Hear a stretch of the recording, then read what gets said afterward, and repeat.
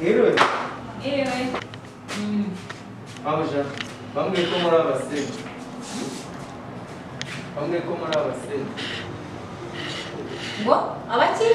Abasenzi. Abasenzi. Abanyiki? Abasenzi. Abasenzi? Hano ntabwo musenga. Hano ntabwo musenga ko. None se niba dusenga uvuga ko ntayitwa umusenzi? Nanjye ngo musenge. Bino hano bimeze neza. Abasenzi mu biki? Barambwiye bano rwose muri abasenzi ngo nanjye ngo musenge.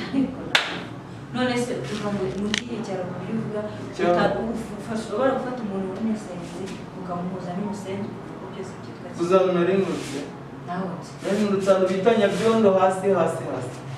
hano hirya ntabwo bavuga imvugo zimeze gushyira babeshye wasanga uri iyo ngiyo Nuko rwose mwacyacara cyaho rwose wanarwa umujura nanjye ngo musenge dewe ko nanjye umujura.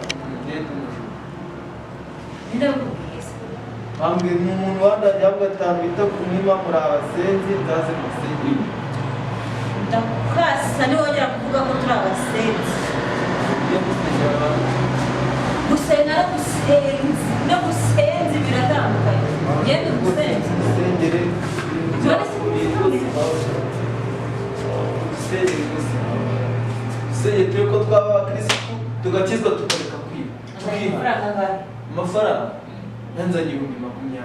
ntabwo nabyemera ntabwo bakubwiye zo mu basengeye amafaranga n'akwakira Ntabwo babimbwiye mpamvu. hano mba nakoresheje umwuka wanjye bibiliya nsoma mba nakoresheje amaso yanjye n'ubwo ngiye kuzarwara amaso ngomba kuzavuna amafaranga nkajya kwivuza kandi nta kandi kazi ngira amafaranga ugomba kuva muri mwebwe mba nasengeye nkajya kwivuza Ijwi rirerire mani ibyo bintu bihinda bivemo.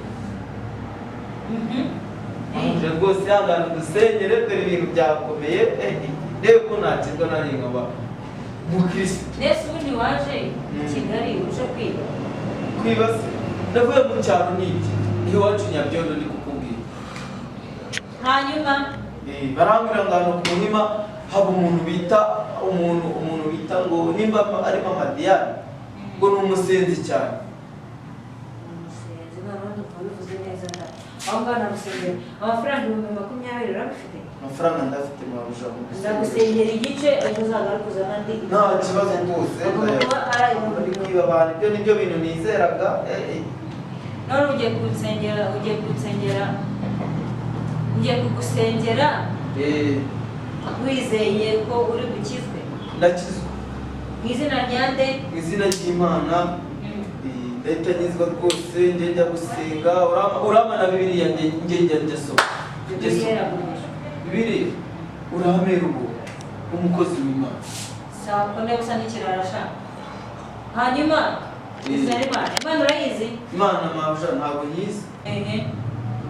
hanyuma ntabwo Imana bizera ntabwo bizera Imana mabuja bizera Imana mabuja sibaho Mwana usengeye ko urumva ufite ikibazo cyo gusengera mfite ikibazo cyo gusengerwa rwose ndebe ko nakwihana ubujura. arese nawe waje kare kavukire urafite ikibazo cy'umuntu ushaka gukora narara ndanarara iwanyu ntabwo ndara urarara ndagira ngo nawe mabuja pfukama ngusengere napfukamye rwose.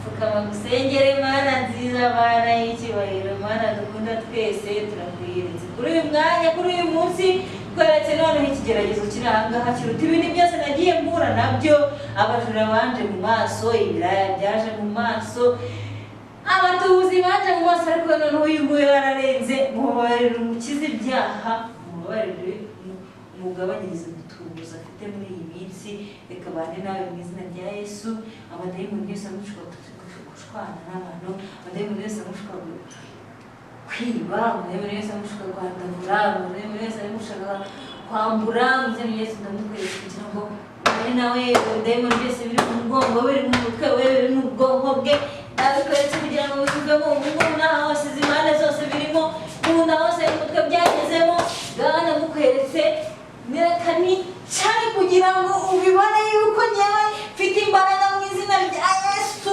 ngaho bane nawe muri byose izina rya Yesu amafaranga ashizemo watanze ngaho soko uzataha